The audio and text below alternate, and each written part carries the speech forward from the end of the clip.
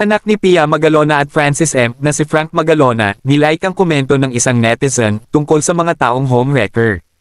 Tila hindi na nga nito napigilan na mag-react sa nagawang revelasyon ni Abigail Rate sa paglantad nito bilang ikalawang pamilya ng kanyang ama. Ibinunyag nga ni Abigail Rate na nagkaroon sila ng relasyon ni Francis M. at biniyayaan nga ng anak na si Gail Francesca.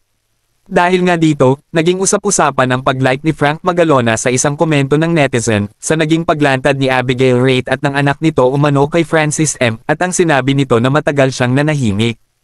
Tila nga daw kasi na naging utang pa ng pamilya ni Francis M. ang pananahimik niya ng 15 taon na kung tutuusin, kung ibabase sa kwento ni Abigail ay isa itong kabit ni Francis Magalona. Ayon pa sa tweet ng nasabing netizen na nilike ni Frank Magalona.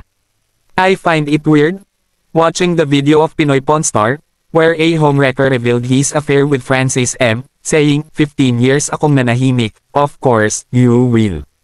You're a mistress. Taad ng netizen sa isang post.